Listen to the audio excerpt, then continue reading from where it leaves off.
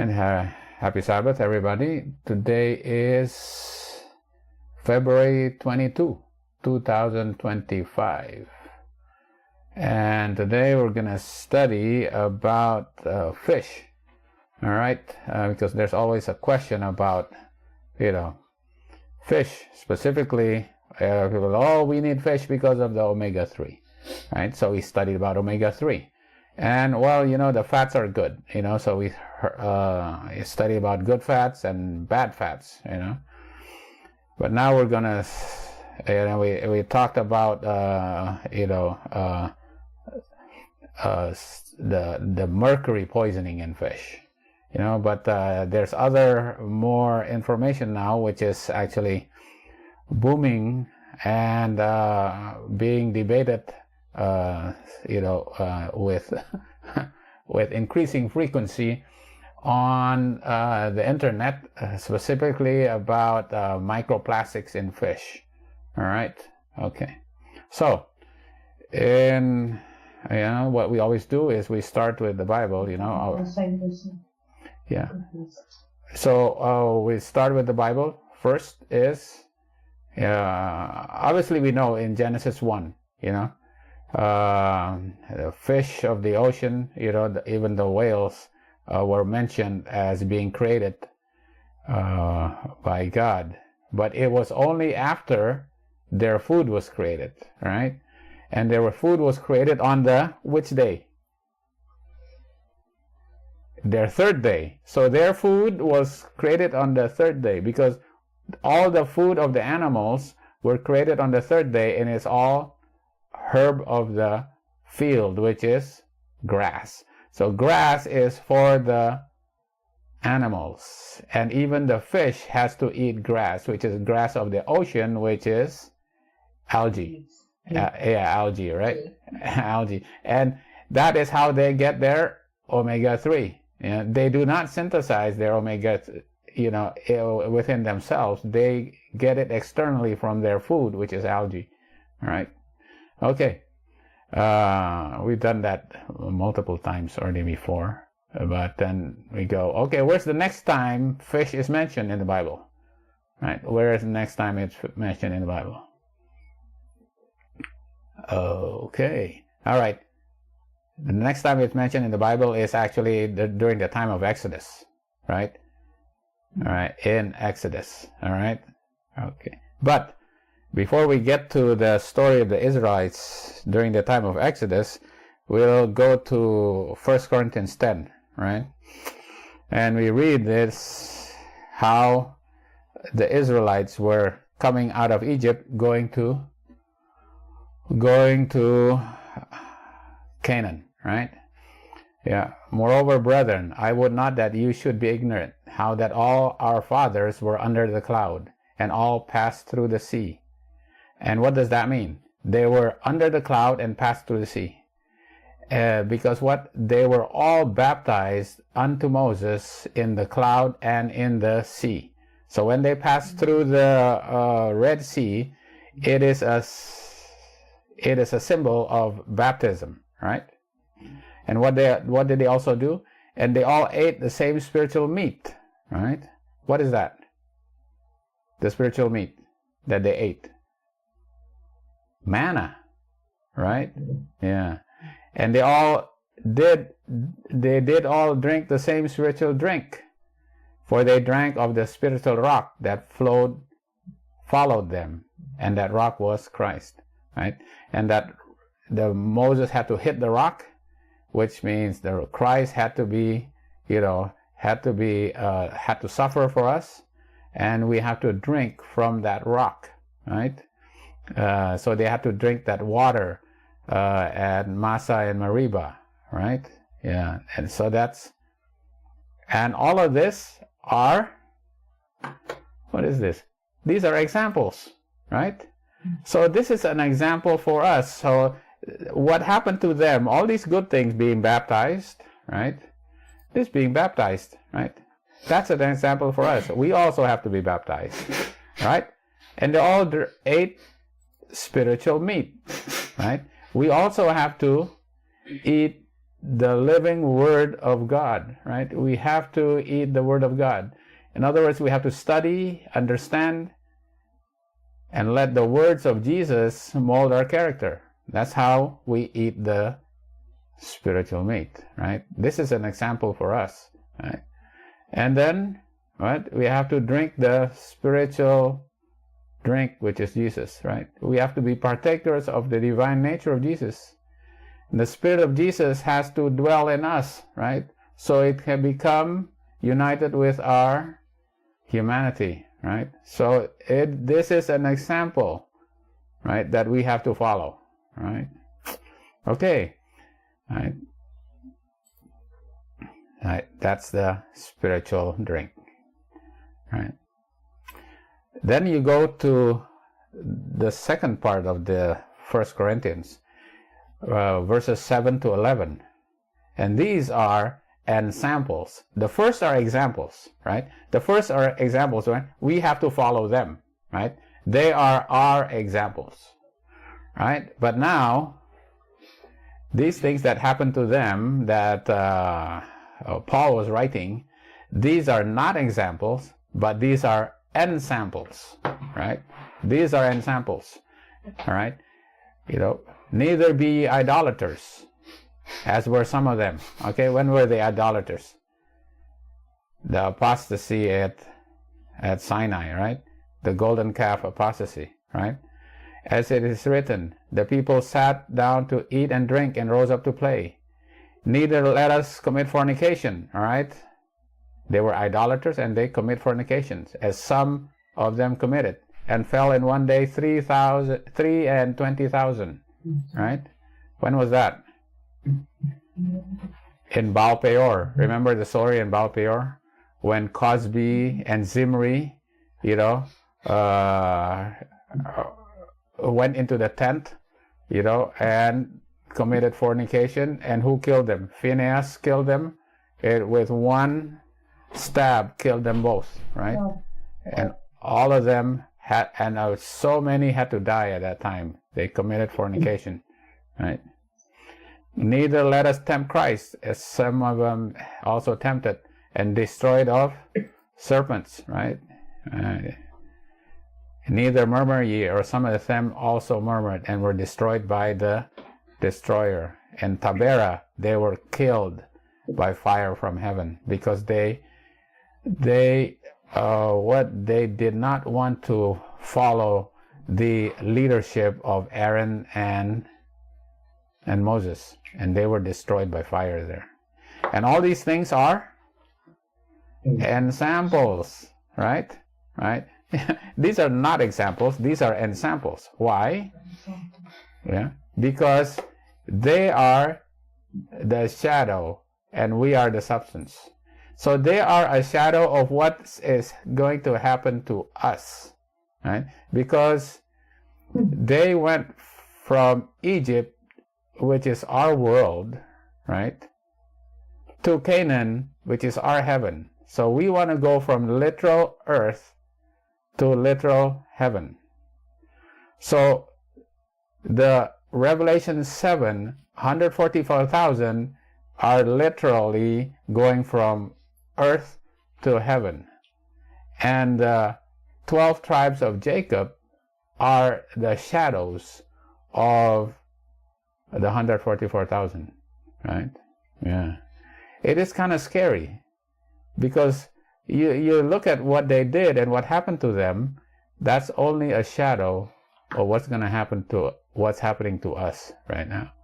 All right? Okay. And the story of fish also comes into play during the time of the Israelites coming out of Egypt. All right? Okay. But when you go to the New Testament, the story of fish, the first story of fish is in Matthew here, when Jesus blessed the 5 loaves of bread and 2 fishes, right? And all of them, they were given to everybody, and everybody ate the fish. Yeah? So Jesus blessed the fish so that people can eat it, right? And another story here that we know, when they were fishing, right? All night they were fishing, and then they said, "Oh boy, we're not catching anything." And then they saw Jesus at the shore and said, "Look at," and Jesus called them and he says, "Okay, here, there's some fish on the coals and there's bread." And then Jesus says, "Come and dine." And they took the bread and the fish and they ate it, So this is, you go to the story and you say, wait a minute, in the New Testament, Jesus blessed the fish, and allowed his disciples and all the people who are following him to eat the fish, right? But in the Old Testament, during the time that they went out of Egypt going to Canaan, right? We know the story, right? They went through the wilderness of sin, right? And they were lusting for the flesh pots of Egypt. And God said, and they were lusting, and they said, "Well, where's our bread and where's our flesh pots?" And God said, "Okay, I will give you bread and I will give you flesh." And before he gave them the bread, he gave them the quail, and they ate quail before there was any manna, right? And then they got water at Massa and Meribah, and then they eventually got to Mount Sinai, where Mount Sinai they were given Leviticus 11, right? And they were, okay, this Leviticus 11, that's what? Okay, that's the clean food and the unclean, clean and unclean. Also, they were given the 10 Commandments, right? Remember, you should have known this before, but you forgot it. So you have to remember that they were given the 10 Commandments. They were given Leviticus 11. They were given the law of Moses about the tabernacle service and everything like that, right? Right. But then they went to Taberah, and a lot of them were killed in Taberah. And our story, obviously, the one that we always repeat is Kibroth Hattaavah, because even as they already knew Leviticus 11, and they also knew about eating manna, and that, the quail, God did not want them to eat quail, actually. He wants them to eat manna, right? They still lusted for fish. Why did they lust for fish? And you go back. Wait a minute, when you go back, the fish were all dead, right? You go to here, you go to Exodus 7, right? What happened during the first plague? Moses stretched out his hand, and the water of the river Nile became all blood. And what happened? All the fish died, right? All the fish died, meaning there's no fish. And they're so used to eating fish, and there's no fish.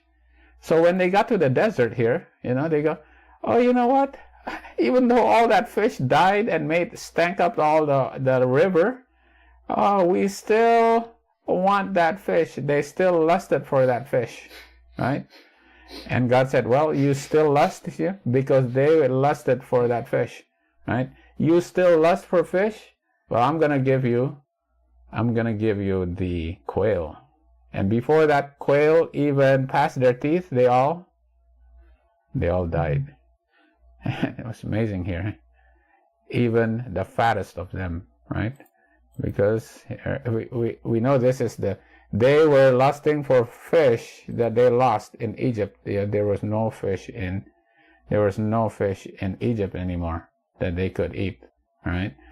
Even in the desert, they didn't have any fish, right? But they still lusted for a fish. And because of that, they died. Now, why did they die?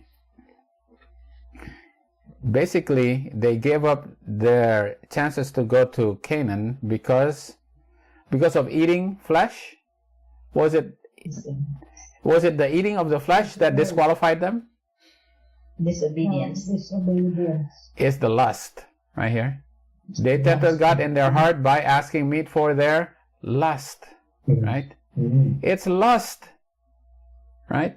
The fish already died in Egypt, but they were still thinking about it. Okay, I wish we still had fish. We want fish, right? It's the lust that disqualified them from going to Canaan, right? It's not the act of eating the fish or the quail.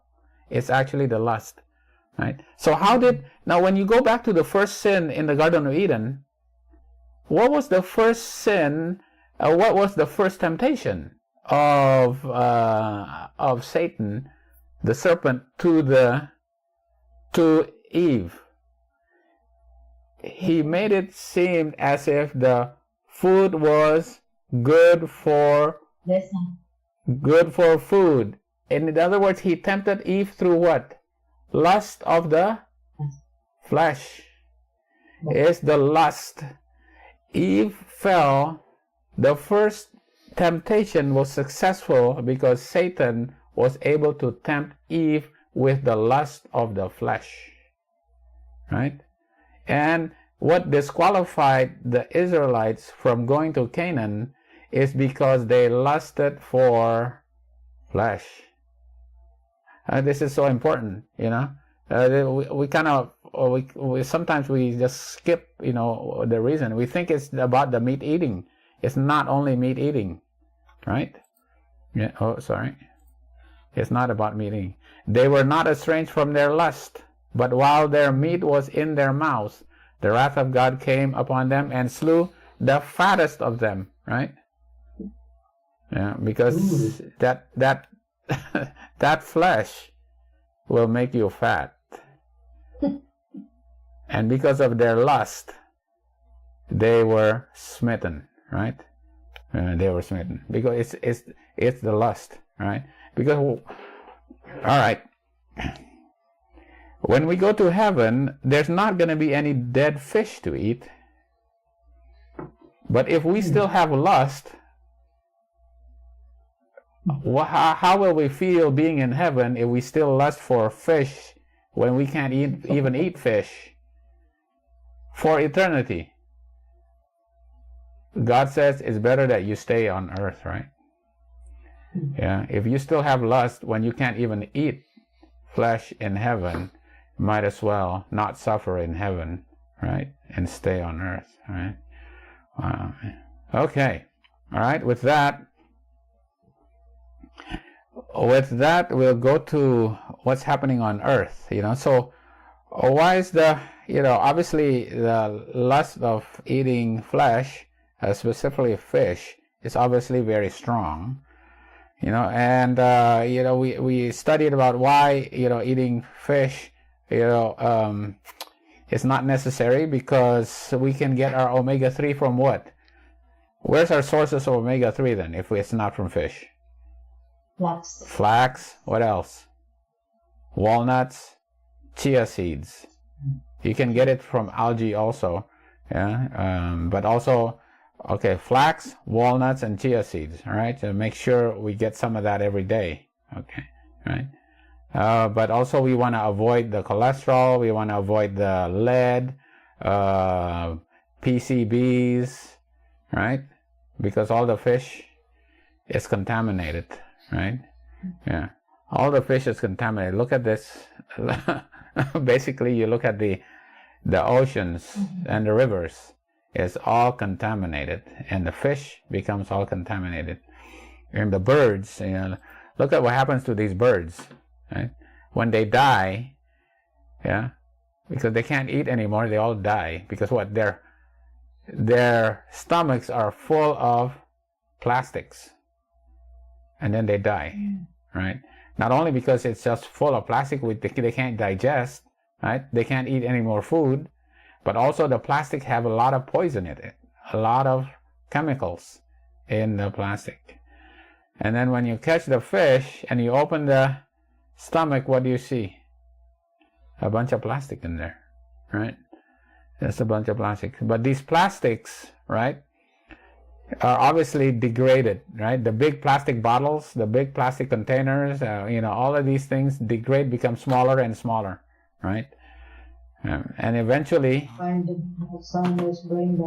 it becomes it becomes quite small, and you can see they become microplastics. Okay, this is where you get the microplastics, right? Because the microplastics are particles that are smaller than 5 millimeters. Look at how small they are, right? So this is much more easily, go into your body. But also, what happens to this plastic? The plastics absorb the poisons, the toxins, the pesticides that's in the contaminated water, right? It sticks and it absorbs into that plastic. And this plastics, not only we can ingest this plastic this way, but it actually broken down to nanoparticles, right? It's called the nanoplastics. And these are smaller than 1,000 nanometers. Very small. And then when you look at the brain, here is the brain. They dissect this brain, right? And they see the nanoplastics. Look at these nanoplastics that's glittering, right? In the brain, right? It can actually pass the what? It can pass the blood-brain barrier.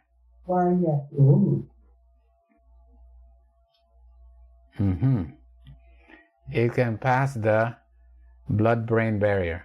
It can enter the placenta and enter into the baby, the fetus.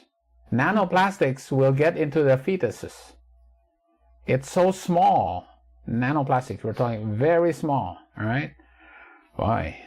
Nanoplastics is basically everywhere, right? But what's the biggest source of it for us?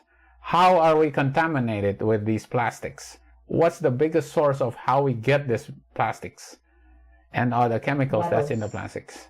Well, there's bottles, obviously there's multiple ways of getting it, Obviously you can drink water and drink that contaminated stuff, but you can also eat food that is contaminated, and then you can also inhale air that's polluted with nanoplastics.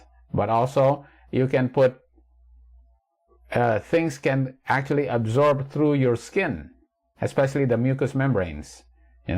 This is the skin, but the mucous membranes is actually in like your nose, near your nose and your lips, right? Those are mucous membranes. You can absorb it much easier through the mucous membranes, which is we call it our skin, but yeah. What about your eyes? Yeah, obviously your eyes. Yeah, your eyes. Okay, so the biggest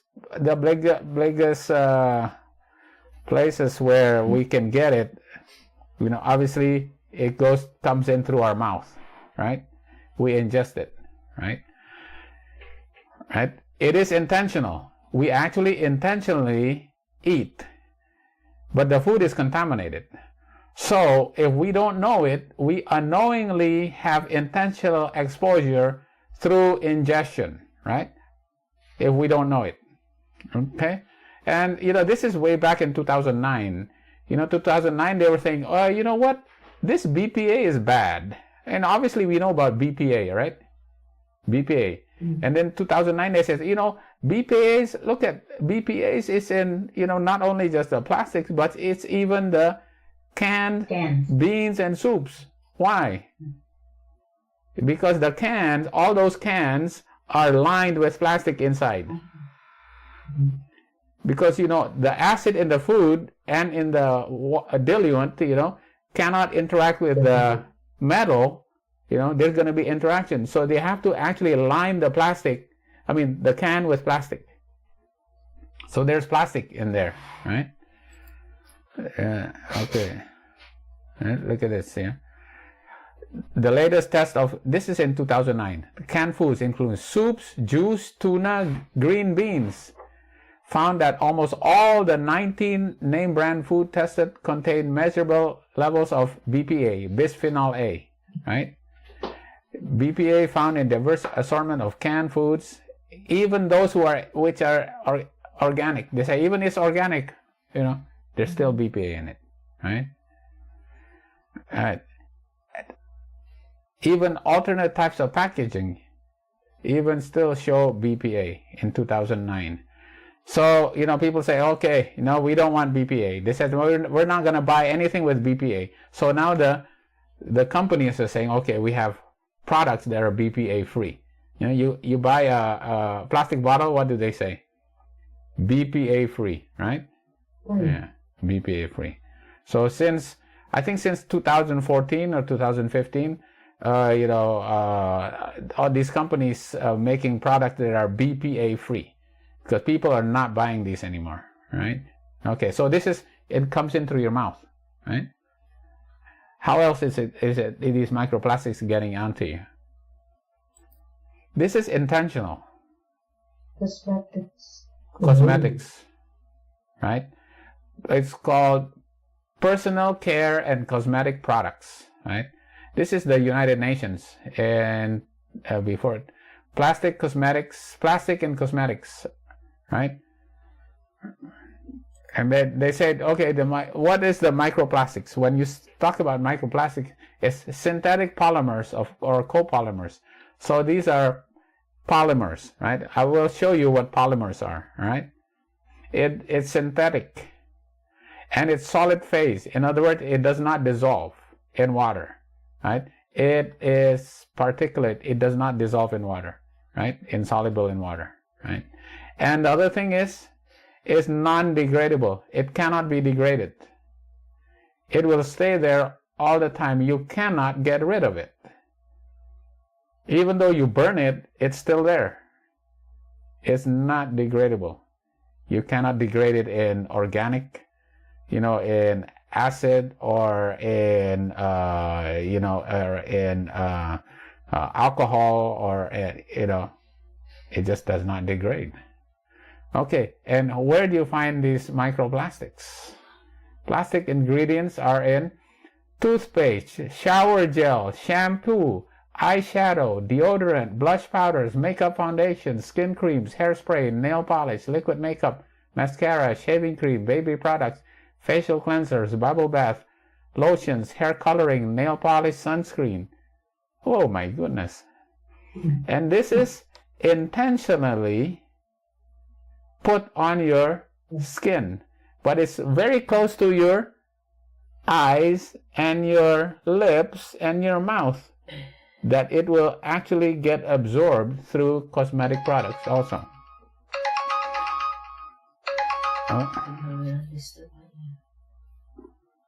All right, so they need to get what? They need to get they need cosmetic products are now trying to make products that have much less plastic. But plastics are pretty much pervasive.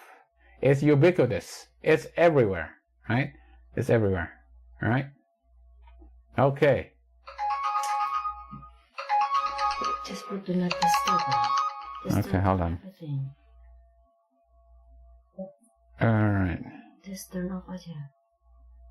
Okay. All right. So how do we get plastics? Where do we get plastics from? It's right there. Petroleum, right? It's from petroleum, right? What's in petroleum how do we make plastic out of petroleum? It's actually ethylene and propylene. Okay, this is ethylene. Ethylene is a 2-carbon monomer. This is a monomer, right? Monomer. This is a 1 monomer, right? And this is this is still a monomer, but it's propylene, right? It's a 3-carbon.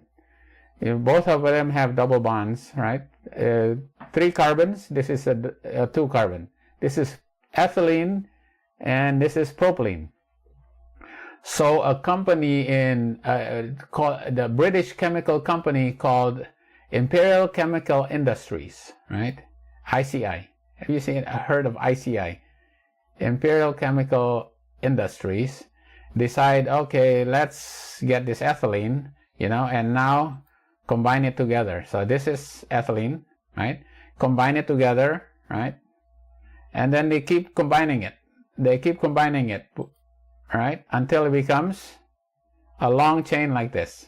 Just ethylene combined together into a long chain. So if this is ethylene, what do you think this will be called? This long... It's called, I gotta get out of the way here.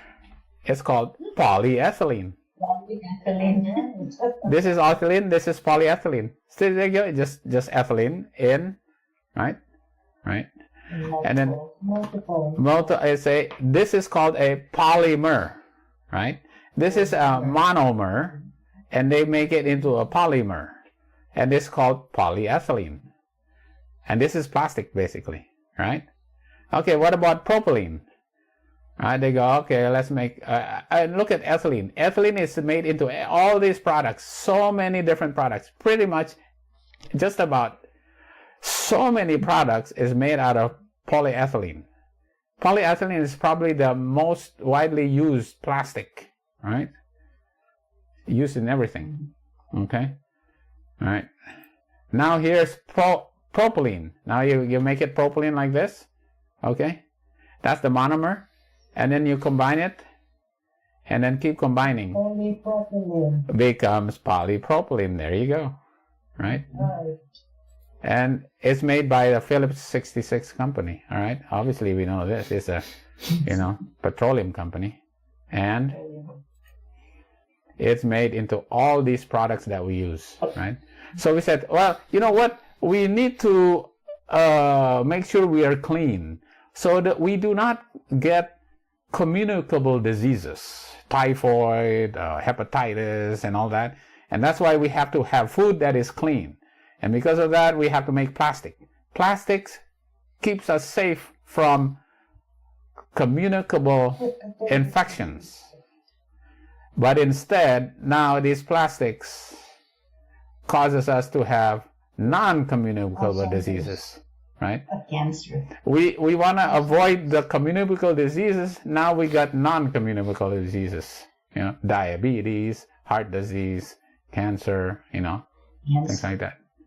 So, Alzheimer's, cognitive decline, everything like that. So we look at these plastics. When you look at this, is this the main reason why it's bad for our health?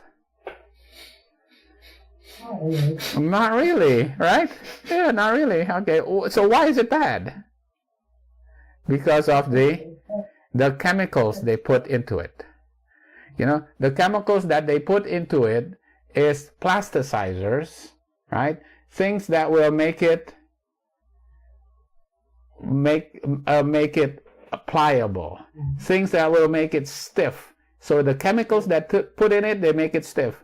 Okay, things that make it, the chemicals that make it translucent, that you can see through it. Things that make it colorful. Things that make it impermeable to water. Things that make it, does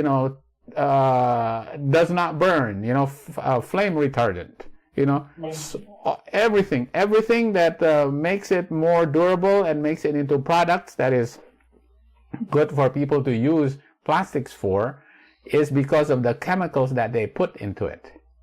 And these are the chemicals that eventually can leach out of the plastic and cause us problems, right? And how many different chemicals are actually put into it, right? A variety of substances. So when they look at the substances that they put in, there's 2,400 different substances are identified as substance of potential concern in plastics.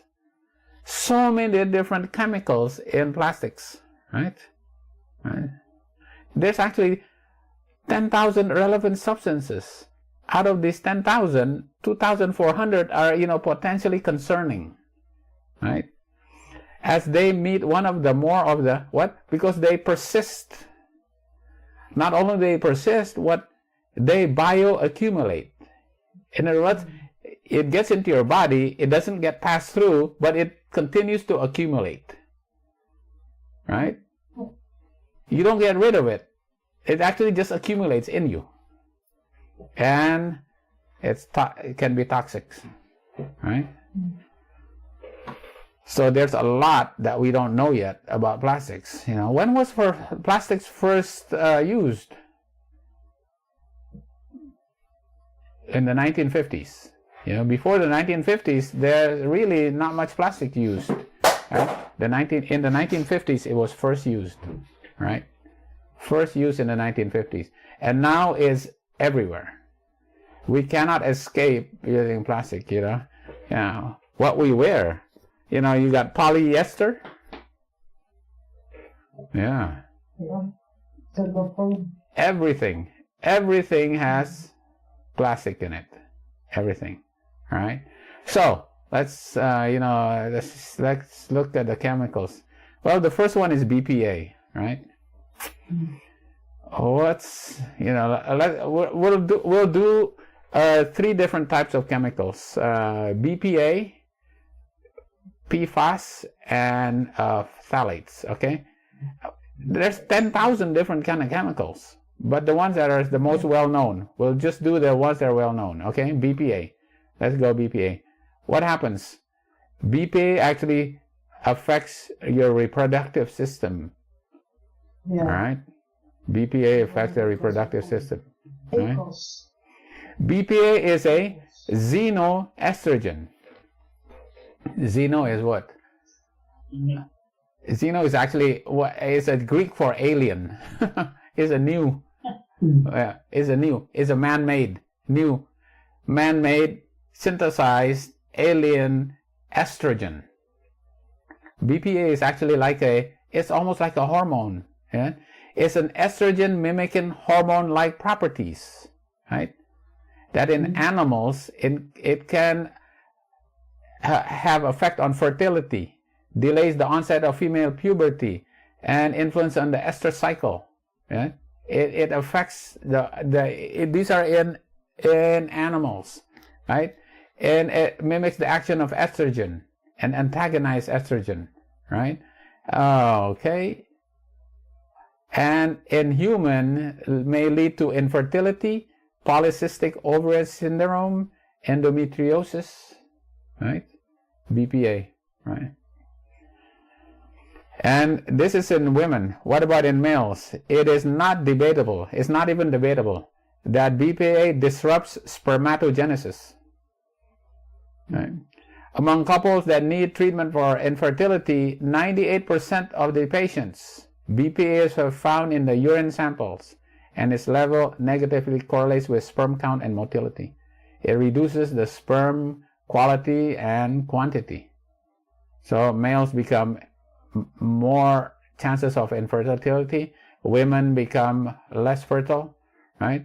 In the old days,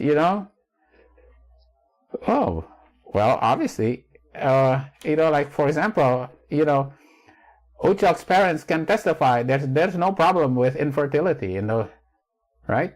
Ochak? No problem at all. Well. Children. What about these days? How many infertility clinics do we have compared to the old days? A lot. Yeah, just think of that. Why is it? In the old days, there is no such thing as problem with infertility. Wow. Yeah. So, how is this a xenoestrogen? Here's bisphenol A, right? I have in purple. And this is estradiol with the female estrogen, right? Estradiol, right? Look at how the compound, this is bisphenol and this is estradiol. It is very close. It's very similar in structure. Look at how it looks like. So bisphenol can actually go to the receptor and attach to the estrogen receptor. Now it's not exactly the same, so it doesn't attach as it doesn't bind as tightly as estrogen. That's why it does affect it, but not as not as much as estrogen, but it still has an effect, right? It doesn't bind as tight, but it still has an effect, right? Okay, and that's why it's called a endocrine disrupting compound. When you talk about EDC, endocrine disrupting compound. Endocrine is what? Hormones. It makes the hormones. And you know what? Our body depends on hormones. So when we have these endocrine disrupting compounds affecting our bodies, a lot of things happen, right, in our bodies. Not only, in the reproductive, but also with diabetes, with thyroid diseases and all this. These are all dependent on the hormones that are made. All right. So how does these endocrine disrupting compounds work? All right. Here, the endocrine disrupting, right? It affects the pineal gland, right? Melatonin, gonadotropin releasing hormone, thyroxine, the thyroid gland, in the stomach, ghrelin and neuropeptide, in the liver, adipose tissue, the fat tissues, ovaries, which is estrogen, and the males, testosterone, and cortisol. All of these depend on hormones. So if you have a normal hormone, the hormone will attach to the receptor, right? And the receptor will do its duty and making products or stop products, what it needs supposed to do, what it needs to do based on the fact that hormone attaches to the receptor, right? But what if you get other chemicals that's attaching that hormone? Either you have increased response or you have reduced response. In other words, it still becomes disrupting. So these mechanisms become disrupted, either too much or too little, right? Okay, all right. All right, this is from Science Matters, all right? So if you were to take like a poison, like arsenic, if you take a poison, you take a little bit poison, like for example arsenic or mercury, you just take a little bit and the response is not much. But the more you take it, the more response, This is the response doing this way, and this is the dose, how much it is, right? The dose is linear, right? The effect is linear. It's called a monotonic dose response. It goes up. The more you take it, the more response you get. Eventually, too much of it, eventually you die. It's too much of this, right? It's monotonic. The more response, okay? But with hormones, it's different. In other words, with endocrine disrupting hormones, disrupting compounds, it's a little different. Because the dose response is not monotonic. It's called non-monotonic. So it can go like this. At a very small amount, it can be high, but then more it goes down, and it goes higher again, right? Some that block, it's high at a low, and when it goes down, and it's not monotonic, right? It's not. So people say, well, you know what? They're for certain chemicals, they tested at this much. They said, oh, there's a lot of response. But then they check it at a lower level. Oh, it's not much response. The problem is that, they don't check it at a very low level, because sometimes even at very low levels, you have a high response, even at low levels, right? Because why? It's, let's say, this is like an antigen and antibody. It's the fact that these compounds get attached to a receptor. It's the matter of just it binding. As long as it binds, even though there's a small amount, you can have a response, right? It's not on the quantity. It's the fact that it can bind will cause a response, all right? Makes sense, right? Just the fact that it can bind. So even at low doses, you can have a response, right? This is why you do not necessarily have to have a high level of the endocrine disrupting compounds to cause problems in your body, right? Okay. And what does it do? Even at low levels of exposure, this is Canada here. This is what in Canada they do, right? They said, you know what? At low levels in animals, you have neural development and behavioral development, and even at very early life, right? So Canada says, well, you know what? We're going to take action to enhance the protection of newborns and infants. So Canada is the first country that banned BPA, right, to be used for to protect their infants. So they can't use plastics in their baby products, baby food, baby bottles, baby sippy cups, and all that. They're the first one that banned this. Canada, right? All right, the food. Yeah. So where, like BPA, for example, obviously the can liners, like this is the can, but inside of it is the can liners, which is plastic and sometimes has BPA. What about your computers? The computer screen there. Your hand is always touching that, right? And now they make it okay. It's all BPA free, right? What about this thermal paper? The thermal receipts that actually has a lot of BPA in it, right? And what is concerning, obviously, the bottles for the babies and the sippy cups. The other thing is that it is sensitive to heat, so it leaches out of the plastic. The BPA leaches out more the higher the temperature, right? So I put this in just to remind us that heat actually will make the chemicals actually, leach out and can get into your food and get you a higher exposure, if you heat it. All right. Okay.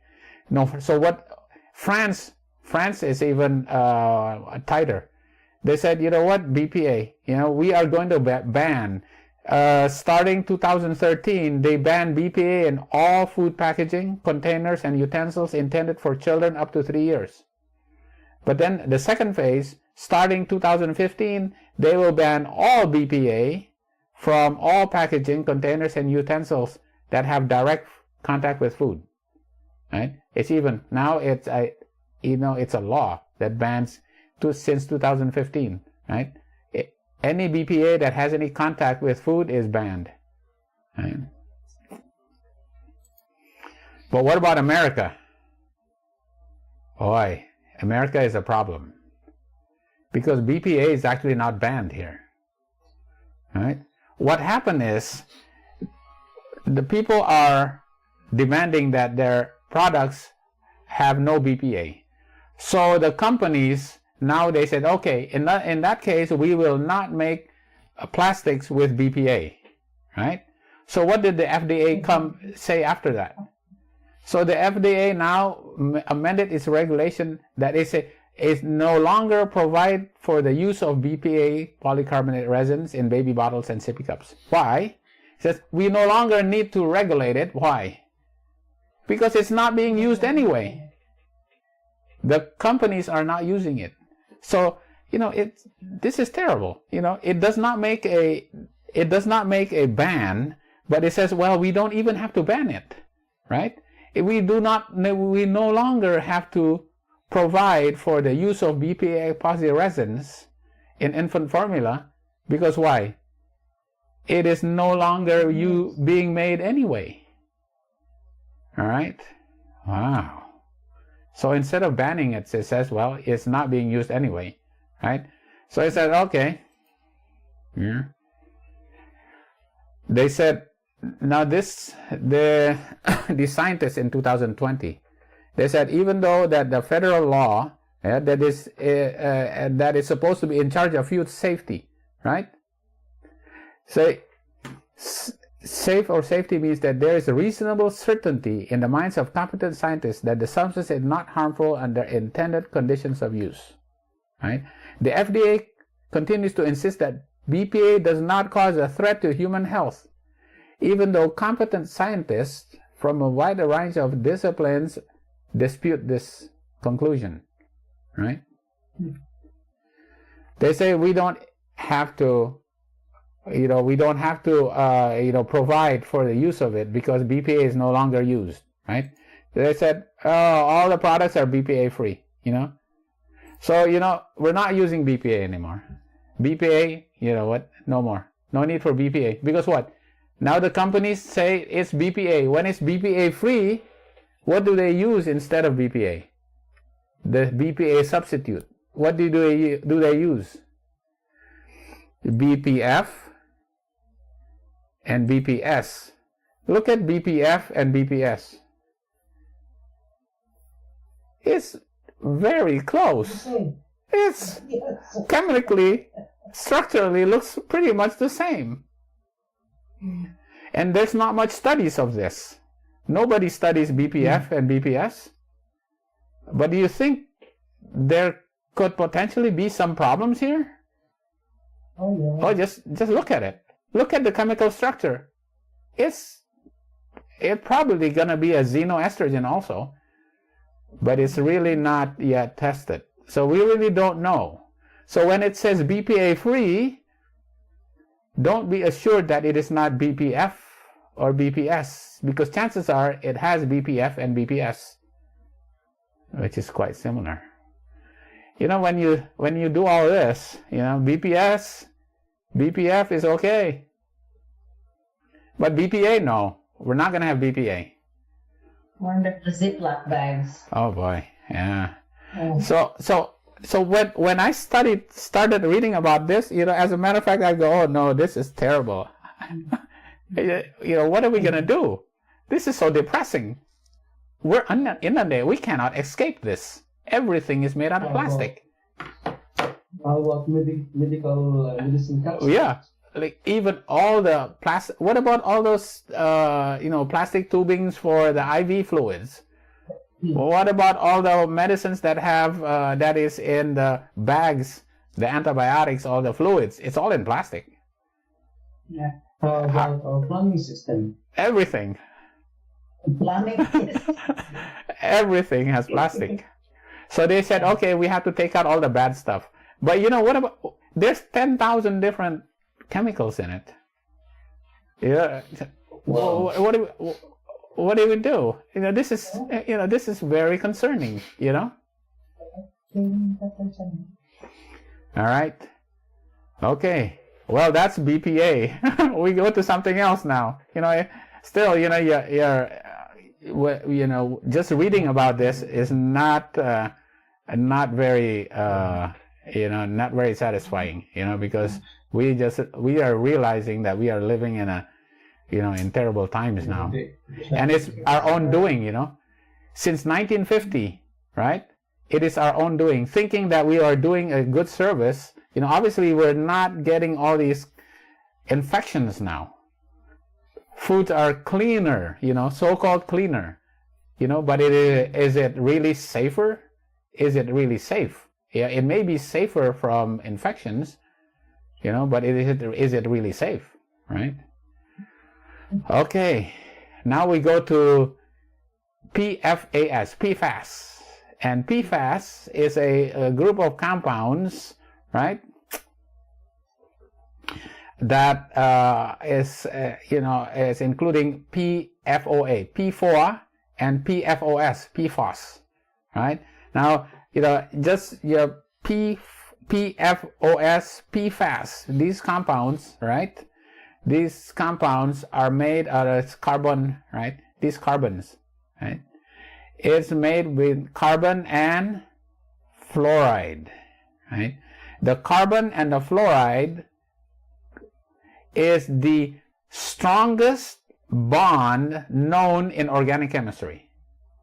There's nothing stronger of any other compound than carbon and fluoride. This is so strong that it is water resistant, it's heat resistant, it's fat resistant, such that, you know, they make it into Scotch Guard to keep your, you know, your seats, you know, from being destroyed, and being heat resistant, being water resistant, being chemical resistant. They make it into Scotch Guard. And what else do they make into? Teflon. Now, Teflon is made out of PFOA, P4, right? It is so strong. This bond between carbon and fluoride is so strong, they make it into Teflon, right? The problem is that it cannot be degraded. It cannot be degraded. It is even called the forever chemical. It will last forever. Oh boy. Right? So that's why now they said, okay, you know, Teflon cannot be used any longer, right? But the name Teflon has burned. Oh, okay, non-stick pans and pots, right? Everybody wanted to use Teflon. Oh, it's so good. You know, it's easy to cook with, right? But people now, the companies now said, well, we can't use Teflon anymore. We have to use something else, right? Because the problem is that it is made out of PFOA. It's a forever chemical, and the classic methods of removal of surfactants is very difficult. You know, reverse osmosis, sorption with activated carbon, sonochemical pyrolysis, incineration. You know, that you can't really do it. So the water, and it's forever chemical, it stays there. You cannot degrade it. It stays. It's contaminated pretty much the whole environment. It cannot be degraded. Oh boy. So, where's the highest concentration of this PFAS and P4? The highest concentration is not degraded. You know, it just goes up in the air, goes down in the rain, goes into the water, and groundwater. Everything is contaminated with PFAS and P4. And where eventually where? In the water. That's why the highest concentration of PFAS and P4 is PFAS and P4. Fish and other seafood is the most important contributor of the exposure, right? And followed by eggs and egg products, meat and meat products, but even food and drink, vegetables and drinking water, everything is contaminated. Everything, right? But the highest contamination is actually in fish and seafood, right? Because when you can see it, you know, when you look at it, eventually it just goes into the water, right? It cannot be degraded, right? Right? Okay.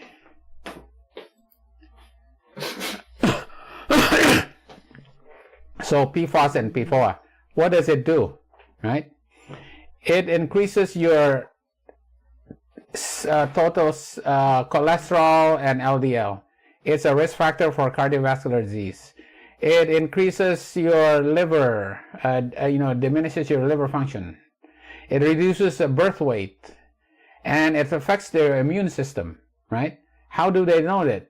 Because it reduces your antibody response if you are vaccinated. In other words, you know, your antigen-antibody reaction, your antibodies is supposed to know when your antigen is coming, but it's blocked by this PFAS and P4, and you don't recognize antigens anymore as much as before. So you're more susceptible. Your immunity goes down, right? It also affects it in humans. It affects their immune system. You become more susceptible, right, to infections. So this is what they did. They went to the Great Lakes here in America, you know, like Lake Michigan, Lake Erie, and all that, and then they checked how much PFAS is in the fish, right? PFAS was the largest contributor, averaging 70. PFAS was the most amount of, of all these, the PFAS was the highest. And they found that the freshwater fish had 278 times higher than the level of other fishes in the Great Lakes, in the freshwater fish. 278 times, right? The exposure assessment suggests that one single serving of freshwater fish per year with the median level of PFAS was detected by the US EPA, right? Such that they found that eating one contaminated bass freshwater fish is equivalent to drinking PFAS-contaminated water for a whole month. Just one fish, just eating one fish is like drinking one whole month's worth of contaminated water. Why? Because this PFAS bioaccumulates. It accumulates in the fish, right? It does not get degraded. It gets higher and higher and higher in the fish. So it's concentrated in the fish, right?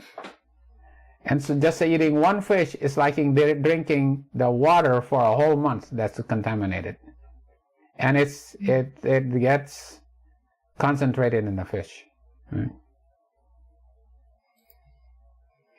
Okay, that's PFAS. All right. Another one is phthalates. Phthalate esters. Phthalates is put there as a plasticizer to make it plastic, to make Ziploc bags. Everything has phthalates in it, pretty much. It's in personal care products, solvents, adhesive, medications, right? This is the low molecular weight, high molecular weight, building materials, cables, wires, toys, food, packaging. Everything has phthalates. It's a plasticizer. Why it makes plastic, so useful. Needles, everything. Everything has phthalates. Yes. But the problem is phthalates are not chemically bound to the products. It's not bound to the product. In other words, it leaches out, right? It's released into the environment when it can enter the human body by ingestion, inhalation, and even dermal absorption, right? That's why when you put your cosmetic products, it can actually leach everything. Yeah. And it's been widely detected in the U.S. population since 1999, 2000. Pretty much everybody has PFAS in the blood. And everybody has PFAS, right? Nice. It's seen more in children, females. I wonder why females. Oh, obviously, personal care products, right? Non-white populations, those with lower socioeconomic status. I'm not sure why. Yeah, but it is in everybody. Okay, it's in everybody, right? Okay, what does it do? In animals, we know it. It causes tract malformations during the differentiation of rats, such that their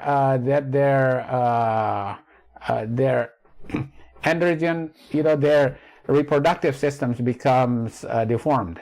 All right. Mm-hmm. So in humans, it reduces sperm quality.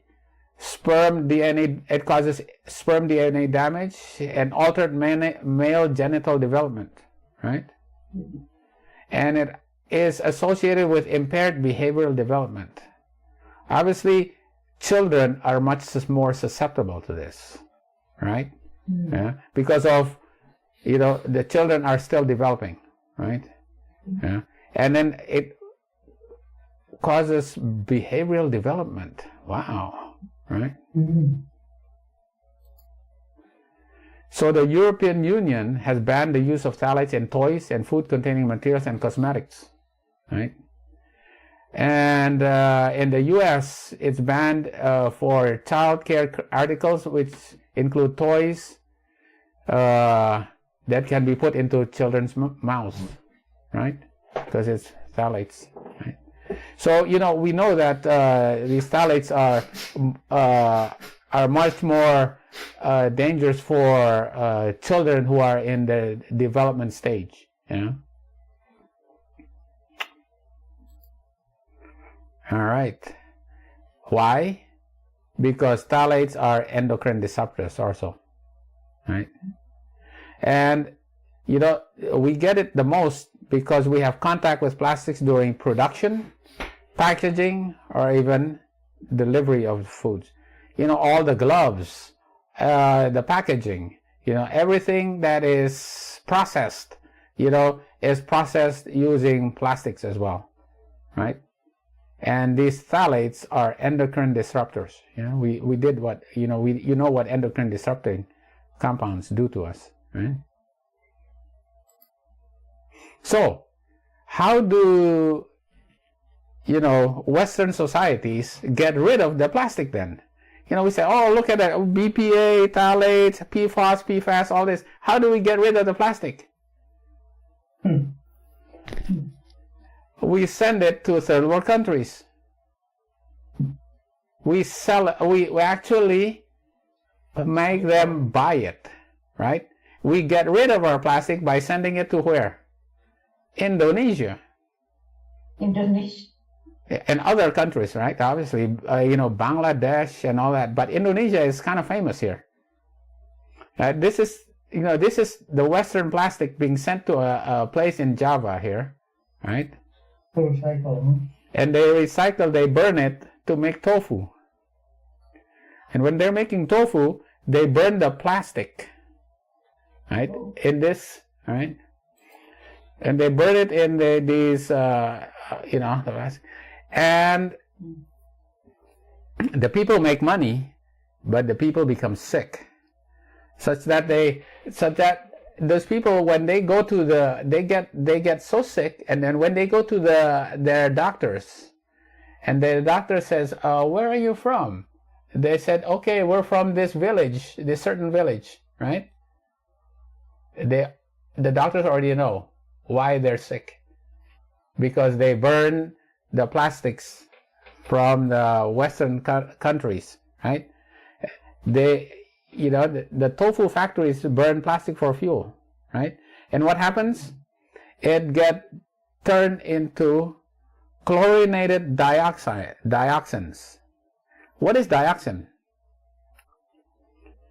It's like a pesticide that's used during the Vietnam War, right? To spray, right? The chemicals onto Vietnam, you know, right?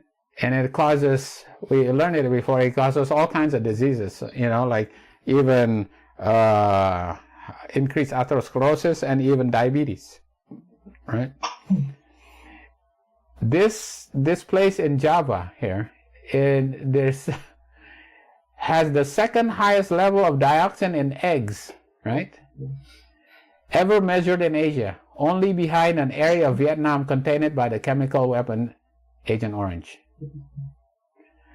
This resident in Tropodo said it is known as the city of smoke.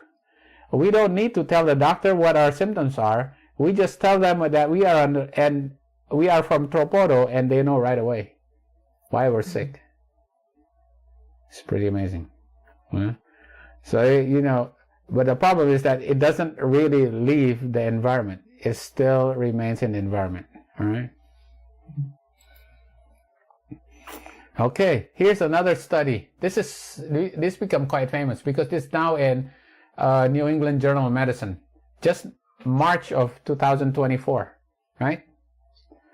So what they did was they did atherectomy, right? The aortic plaque that's in your neck, they cut it out. You know, those people who have problems with plaques in their carotid arteries, they take out and they look at it under the microscope, right? The plaque that is in the neck of these people, right? They take it out and they look at it under the microscope.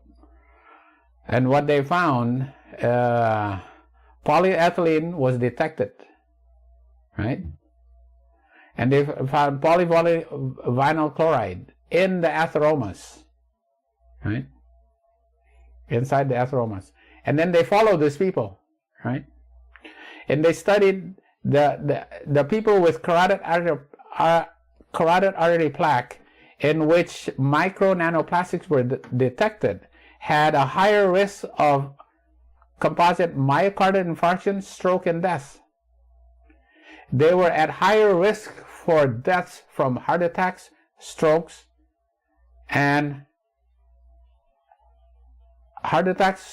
death if they had atheromas that had microplastics, right? And they found it. Why is it? Because microplastic, now they said, microplastic is found in the placenta, lungs, liver, breast milk, urine, blood. Now, obviously, we know it's also nanoplastics is in brain, but now it's found in atheromas, right? Because these microplastics causes what? Oxidative stress and inflammation in the endothelium and in the plaques. It causes inflammation, and you get it from eating. If you eat more flesh food, you get more microplastics, right? And when you eat food that is already, inflammatory and has a lot of saturated fat and cholesterol, such that you make these plaques, then your plaques get filled also with microplastics, which causes more inflammation and leads to more ruptures and more strokes and more heart attacks and more deaths. And they actually look at this, This is inside the cell. You see the plastic that's inside the cell. And this is the plastic that's outside the cell, right? So it's inside the cell, outside the cell, right? Even this is what the plastic looks like on the plaques, right? And in the plaques. So there's a criticism of this article. They says, you know what? When you're doing the surgery and you're doing the procedure and you're wearing gloves and the OR still has plastic in it, maybe it's contamination. How do you know it's not contamination? Because of all that plastic that's in the OR and the lab and everything like that. The other thing that they say, you know what? It's not just on the atheroma plaque, but it's inside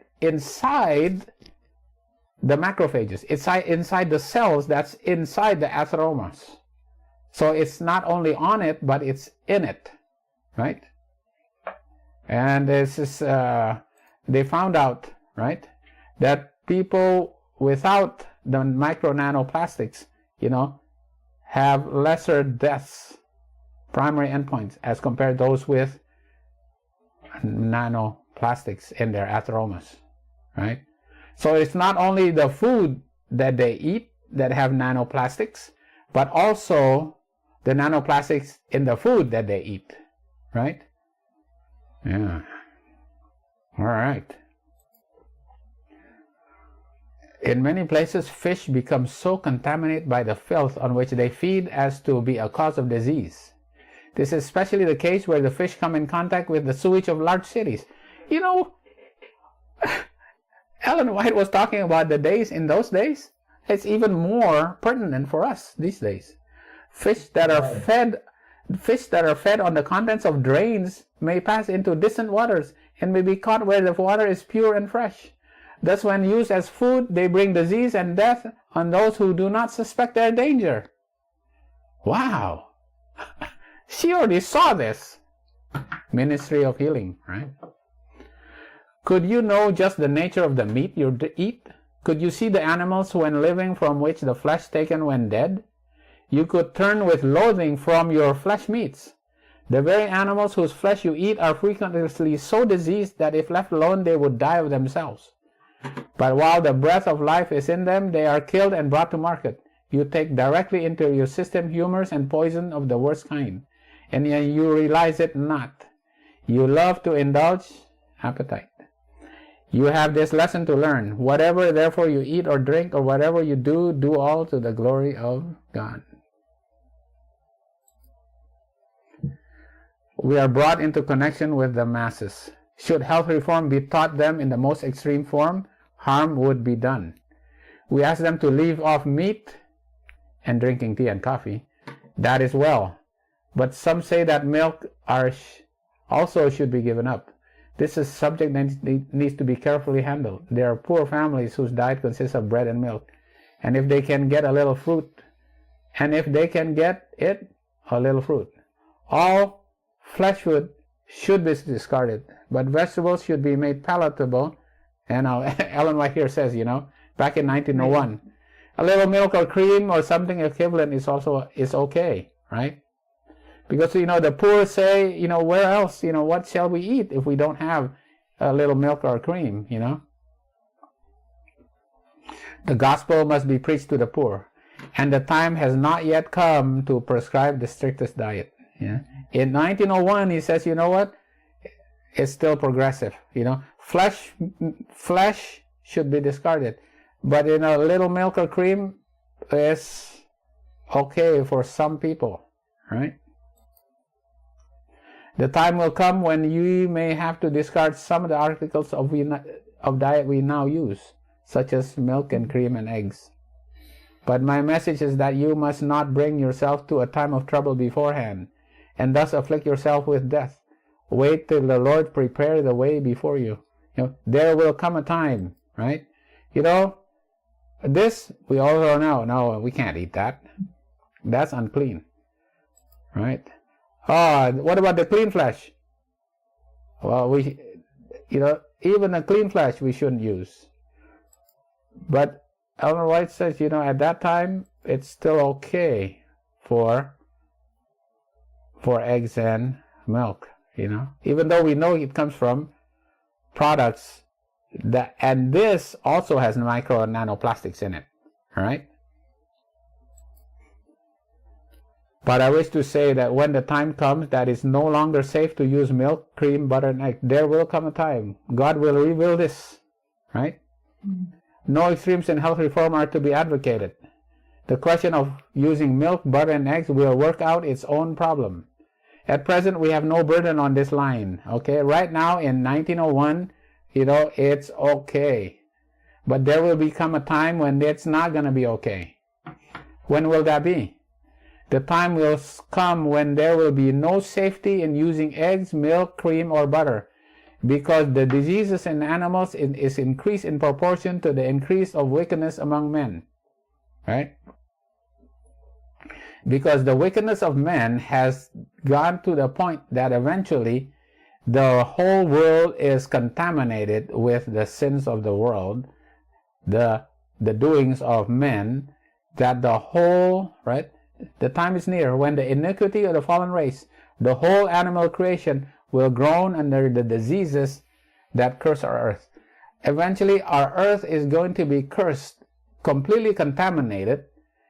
The animals are contaminated such that the products from these animals will be contaminated as well, right? And when that time comes, right, it is no longer good to eat even the products of the animals, right? Animals are becoming more and more diseased, and it will not be long until animal food will be discarded by many besides Seventh-day Adventists. Can you imagine this? Even the non-Adventists are saying, we better get away from meat. Okay, this is amazing, right? Even the world is saying, what, we got to get away from meat. There are those who ought to be awake to the danger of meat eating, who are still eating the flesh of animals, thus endangering the physical, mental, and spiritual health. Many who are now only half converted on the question of meat eating, Who are these? These Seventh-day Adventists who are half converted on the question of meat eating. What will happen to them? They will go from God's people to walk no more with them. Oh boy. That's strong. That's strong language. But then you see it because the Israelites in the wilderness were ensamples for us living in the end time. Right? They were ensamples. We are the substance. They are the shadow. Right? So when you look at the plagues of Egypt, the plagues of Egypt, the first one is the Nile become blood, and there was no more live fish in the Nile. No, the fish died. Right? The fish died during the 10 plagues. Right?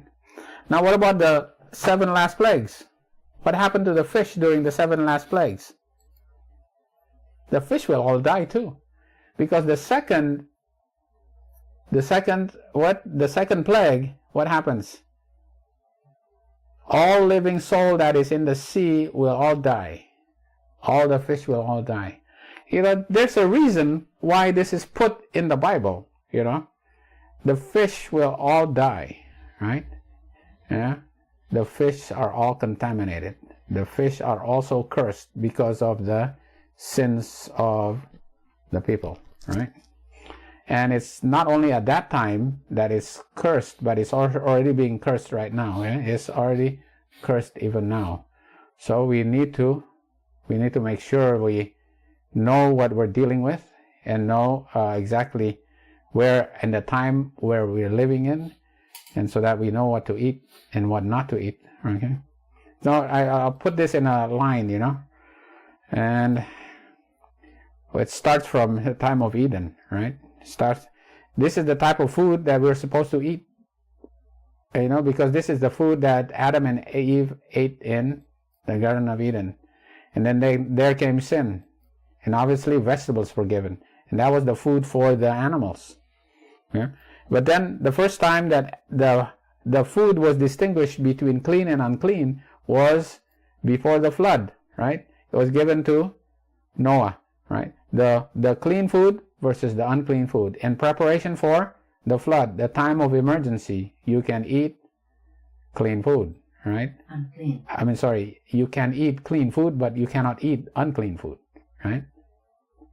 So, because in the Garden of Eden, there is no death, right?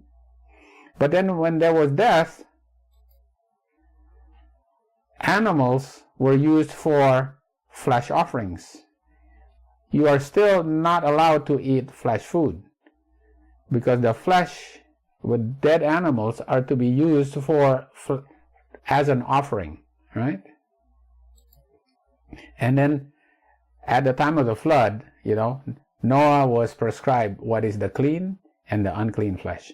So clean flesh is allowed because of the time of emergency, but still there's an exception. There's no blood. You cannot use blood, right? Okay. So now we go from Egypt to Canaan, right? In Egypt, they already forgot everything. So they had the health reformation, we know, at the wilderness of sin. And they were still lusting for flesh and bread, right? And we know the symbol of it is the golden pot of manna, right? You're still allowed to have flesh if you do not have manna yet, right? But then they got to the Sinai, and they were given Leviticus 14, and they were given the 10 Commandments, right? And the law of Moses about the sanctuary services, right? And eventually they get to Kibroth Hatava, right? Where they still lusted for fish, and they were given quail, and even that, right? Even that they're not supposed to eat. So here, in wilderness, in the Sinai desert, they were reminded again of what was given to Noah, there's the clean and unclean flesh of Leviticus 11, right? And that, you know what, you can eat ceremonial flesh, right? But still, in addition of no blood, you cannot eat any fat, and there's no fat, right?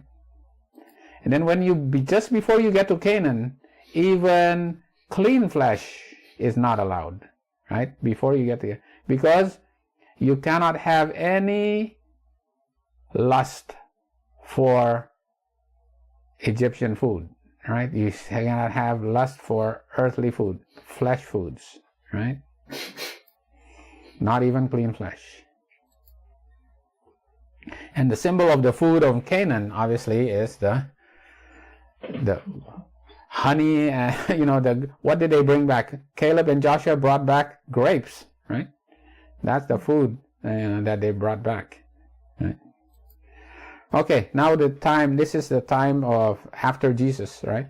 At the Passover, right? Jesus says, the Passover is the old covenant, but now I give you a new covenant, a new testament. Yeah, you have to eat my bread and drink my wine, right? That's a symbol of me, right? Because now you have to keep the New Testament in the communion service, right? Instead of the Passover, right? So no more ceremonial flesh eating. The ceremonial flesh eating was established at Sinai. That's the old covenant. But the new covenant is no more ceremonial flesh eating. And when Jesus died on the cross, there's no more flesh offering. The flesh offering was established here right after they came out of the Garden of Eden. They have to offer a flesh offering. But now when Jesus died, no more flesh offering. And then we go all the way until 1844, right? 1844, right? We know Hiram Edson had a vision about the sanctuary, right? And then Ellen White and James White received the Sabbath, right? In 1847, right?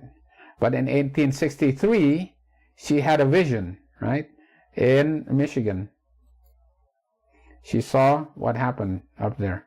In 1847, she saw that in the sanctuary, there's the golden pot of manna, and there's the 10 commandments. Obviously, there's also Aaron's rod that budded, right? But what was pertinent about this history is that Jesus is now in the holy place. And when Jesus is in the holy place, the reformation in the food, right, in your health reformation is symbolized by the golden pot of manna, right? When Jesus is in the holy place, it's in the most holy place.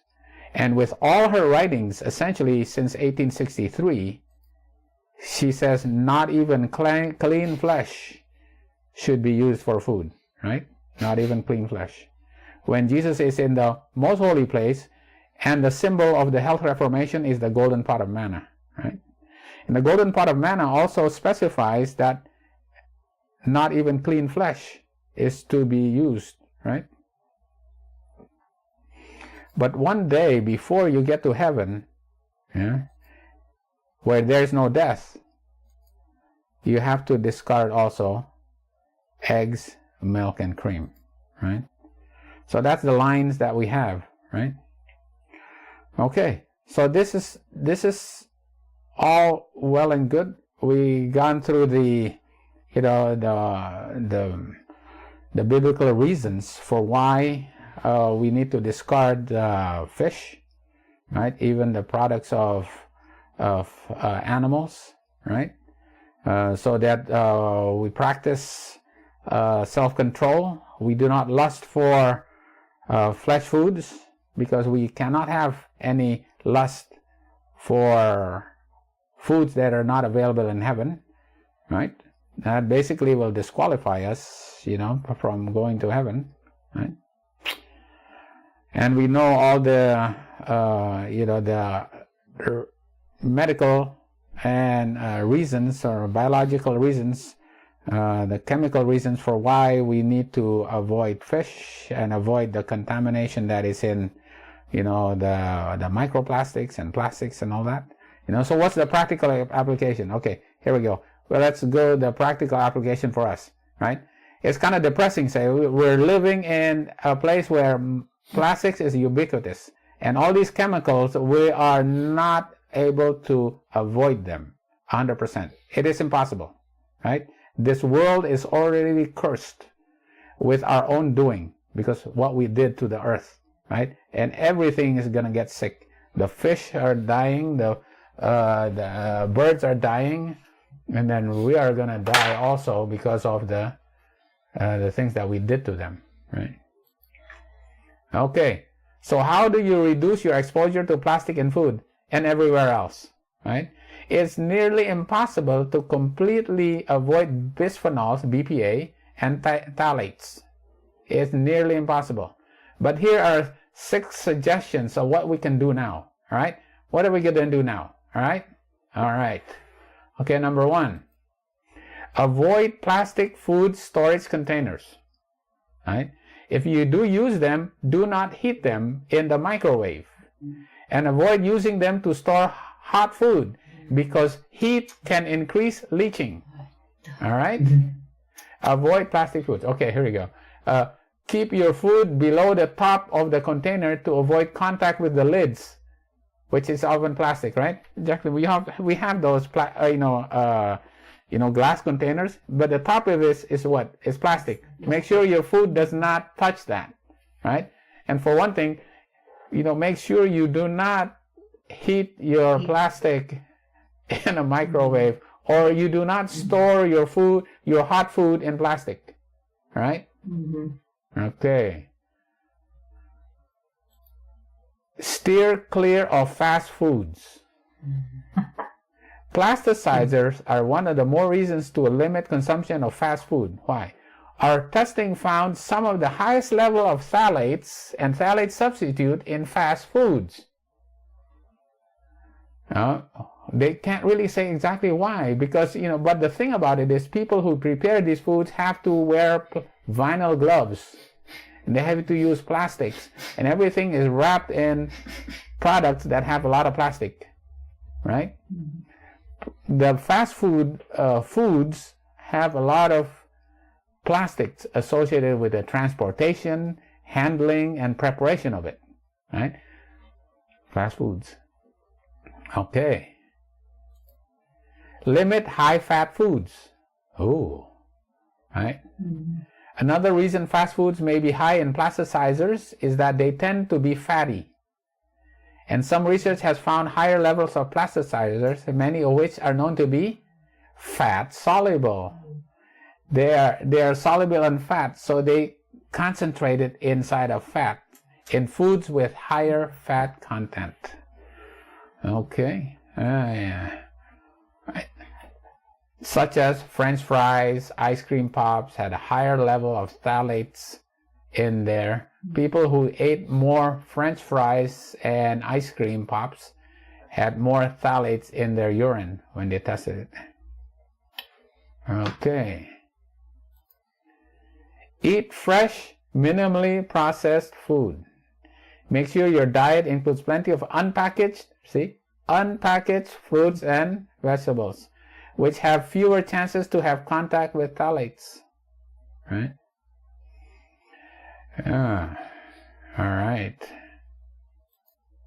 Choose wood, stainless steel, or silicone for kitchen tools. Right? Chopping on a plastic cutting board can generate microplastics. So when you have a plastic chopping board and you cut through it, what happens? You're creating microplastics because you're rubbing that and you're creating microplastics and getting it into your food. So consider using a wood or silicone board instead. Right?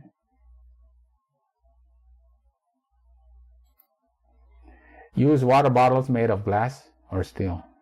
Avoid plastic bottles and cups, which are often made with bisphenols. Even though it says BPA free, it is not BPF and BPS free, right? Yeah. Anyway, Yeah, when I was making this study, I go, oh my goodness, this is terrible. How are we going to do this? So you know what? We have to avoid the things that are the highest offenders. Get to the fruit that is the low hanging. Do not try to think oh no, what am I gonna do, because the air is polluted. What are you gonna do? Stop breathing? You can't stop breathing. So you figure out which one is the highest, the worst offenders, and those are the ones that you can do something about. So it's not that we have no control whatsoever. We do have some control, but we have to do it intelligently. So that we don't get all stressed out.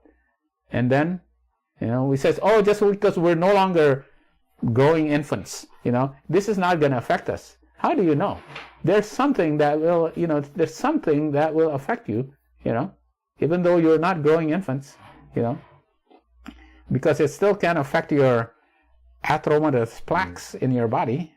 And hopefully, we're not going to eat those things, and we're going to eat a lot of phytosterols that will reduce our plaques, right?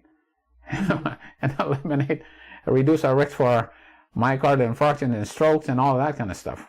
That's all right. Well, it definitely was very eye-opening making this study, because the information is so prevalent. So overwhelming. That to condense it down to something that we can use for daily life. I think these are the things that we can do right now to reduce our risk for exposures for micro and nanoplastics. All right. Okay. Anything you want to add? Oh, those colanders, I noticed Doreen uses. The what? When you drain something from, let's say you boil your pasta, and then your container is the metal. Stainless steel. Oh, okay. Oh. And then, notice Doreen does that, and I say, you shouldn't, but I don't want to offend her. I don't have those, and I only use it for vegetables. Mm-hmm. It's like hot. It's like pasta. Stainless steel. I use it for cold. I have stainless steel. Yeah. Oh, one thing, Rob. Yes. Good parabens. Oh, the parabens. Yes. For the cosmetics, especially, and Yes, shampoo. phthalates, parabens, PFAS. Yeah, that's a PFAS and the thing about it is that you don't realize it, that the things that you actually deliberately put on the faces that is so close to your mucous membranes, your nose, your eyes, and your mouth, it will get absorbed. Lips, yeah. It's that's why women tend to have more of these compounds in their body than men. That's why there's prevalence of cancer, respiratory cancer what you call this, breasts and ovaries and those are endocrine type of controlled reproductive, and those are endocrine responsive cancers. Anyway, it's so pervasive, but it just goes to show that what we think was supposed to be good for us actually have cursed the earth. And because of that, now we're suffering. And we are suffering because of our sins. And that's why our food is so dangerous now, because, we have actually cursed the earth.